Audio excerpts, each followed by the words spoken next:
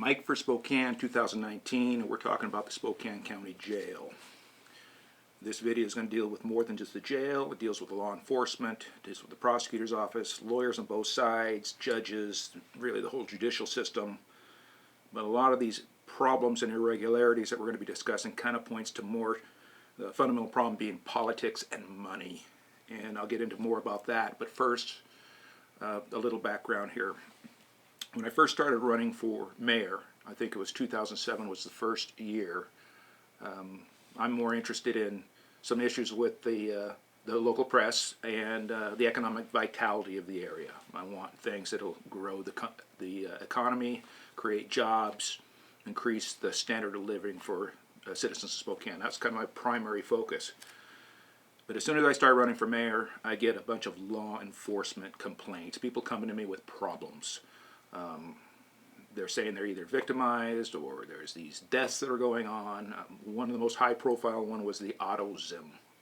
And so the first two mayor cycles that I was involved in, the auto zim issue was a big deal. This is where a mentally challenged janitor was falsely accused of a crime. He ends up pretty much getting beat up, and he dies in police custody. A number of videos, contradicted testimony, and it took a long time to get that sorted out. It ultimately required the feds to come in and deal with it because our local prosecutor's office wouldn't deal with it. It was just a messy time in our history. That's been gone. Since then, there's been multiple changes the police chief has changed a number of times. We've had these ombudsman committees and stuff that we've gone through some changes, and we'll talk about that in a little bit. Going back to 2010 now, there's a particular incident I want to talk to you about. A gentleman came to me in 2010 and said he was being framed for a pharmacy robbery. He was involved with something with the police department. He said he was being targeted. His name was Jared Melcher. Now, he had a brother who had passed away some years before that might have involved law enforcement, but I don't think it was a local jurisdiction. So he already had a problem with law enforcement for a couple of reasons. I have a picture of the gentleman here. Hopefully it'll come up on the video. When we get to editing, we'll see if we can't straighten this out. This is Jared. Now, Jared came to me saying he's being framed by the Spokane Police Department. Said he wasn't involved with this pharmacy robbery. He says they know it wasn't him, but they're after him. I said, all right. I sit down, I talked to him. I ended up talking to Bob Apple, who was city councilman from the 1st District during that time, and I'd really like to thank Bob for getting into it because he was looking at this issue like me, and he's finding kind of the same problem. To get to the point of this, they go to his mother's house. Her name was Beverly, and she's a little Japanese lady. She's probably maybe 5'5", 5'6", probably didn't weigh 75, 80 pounds, soaking wet. But anyway, they go to her house, and she's repairing her screen door. She has a little ball bean hammer. And basically, the police officers, who at that time were Dustin Howe and Stephanie Kennedy. So they're looking for this Jared. And they go to the mom's house. And long story short, they accuse her of attacking him with a hammer or something, or not dropping the hammer. They end up throwing her in jail. In the meantime, they go through the house, they dump out all her drawers, throw her underwear around the house, and pretty not a cool thing for a respected school teacher in our community that really doesn't pose much of a threat, even with a hammer, to a allegedly 6'5" police officer. She ends up in jail. They leave her there for 2 or 3 days, and apparently they either stole a watch from her, she was being harassed by the jail staff. Some of this I don't know. She gets out 2 or 3 days later, and a week or so she dies of massive head injuries, hemorrhaging, an aneurysm of some medical condition. Jared is convinced that the police caused this death, the stress they put on her, and it is a little traumatic going through the jail, especially a 60-year-old school teacher, right? She's accused of crime, she's accused of attacking the police, she thinks she's in trouble. Not a pleasant thing. I can see there's some kind of stress there. I don't know that you can say the jail staff killed her. I don't know that you can say the police killed her. But it turned into a bit of a controversy. the brothers go down to City Hall. They lodge a complaint with the city council. We get into this ombudsman that's supposed to take a look at this issue. Jared pretty much goes nuts. Every time I see him, he's come to me, he's upset, physically, mentally upset, and every time a police officer goes by, he's screaming at him and he's calling him out. Usually when people come to me about with their little problems like that, I have a group that I meet on Wednesdays. I have him come to there, we sit and we talk about his issues, and this is when Bob Apple got along and we checked him out, but he starts showing up with a hatchet. And he's going to kill a cop. He's going to kill his mom. This guy's a black belt in karate, probably could get the job done if cop doesn't see it coming, and a real problem. Hard to go to the police when there's so much animosity, but I can't have Jared killing a cop, so I spent a lot of time with Jared, and eventually I convinced him. He says, listen, you got to get your head together. You can't kill someone that you don't know. A good cop doesn't make you any better than a bad cop. Eventually I get him to get out of town, and I thought he went north or he went west, but I think he ends up in Oregon and he commits suicide. At least that's how it was reported. Very traumatic thing. This is one of the first instances of when people start coming to me about problems with the Spokane County Jail. That continues for a decade.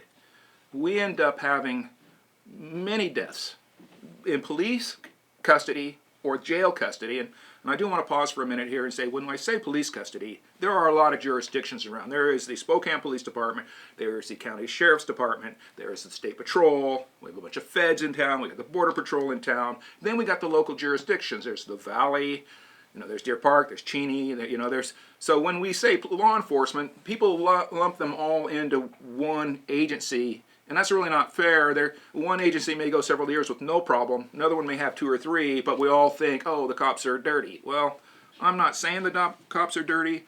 I am saying there's a few that probably should not be in law enforcement, and that's kind of where we're going. So over the years, I continue to get lots of complaints about law enforcement. I'm trying to look into this, I'm trying to figure out what's going on.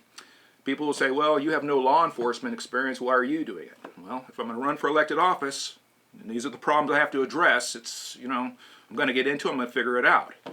True, I don't have law enforcement experience, but also there hasn't been dozens of deaths in my custody either. So there's a problem that isn't getting sorted out. Fast forward to today.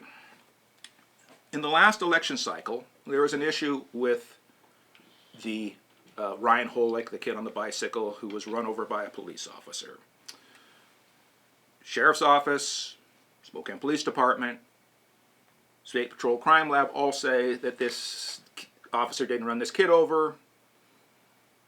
There's a police report absolving this officer. In the end, it turns out the officer did hit the kid.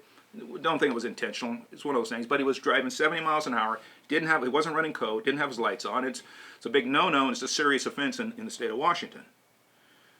In the end, there's no charges against the officer, and I'm not advocating for charges against him. Horrible thing. I want that chapter to close. But I've got law enforcement here, several jurisdictions now, not being truthful with the community. Now, they're either lying or there's some really bad police work. Today, it's not even an argument. It ends up, they probably spent $1 million trying to protect this officer, creating fake videos, that create a whole independent study that turned out to be not true. So I end up going and talking to the county prosecutor, Larry Haskell. And I have a video with him. He was very gracious with his time. I like Larry. He said that the officers was likely down to 30 by the time he hit the kid, and the kid was running against a red light, and there was a lot of reasons why he would not take the case forward. I'm not really interested in the case against the officer. I'm wondering about where is our judicial system when you have law enforcement agencies conspiring to misrepresent the truth. They'll spend $1 million, and I don't know the exact amount, but it's hundreds of thousands of dollars, protecting an officer. This is our judicial system. But what about a 19-year-old kid or a 24-year-old kid that gets a DUI? What kind of protection does he get? And this is another issue I'm going to get into about law enforcement, is because there's a lot of complaints about law enforcement drawing blood without a warrant or they're ramming these blood through, and basically they're framing up these people. People are saying this. I don't know that it's true. I end up taking a closer look at the jail a year ago. A year ago, the deaths this time last year were 1 every month. I think we were already at 6 by June. It got to be a real problem. It's been a problem. It's been going on for years. I need to know what's going on.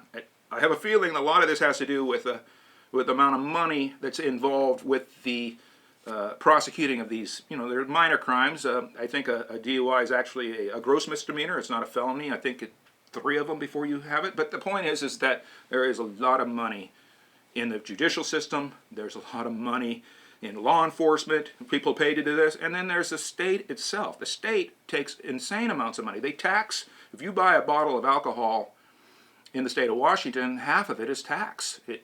Thereabouts, 45–50%. It's a lot of money. So we have the biggest sponsor of alcohol sales, who benefits the most from alcohol, who's also enforcing the alcohol interdiction. They're trying to do stopping people driving while intoxicated. Now, they've lowered the drinking age a number of times, or not the drinking age, but the alcohol content. So basically, if someone has 2 beers in an hour, you probably could get a DUI. It's just like that.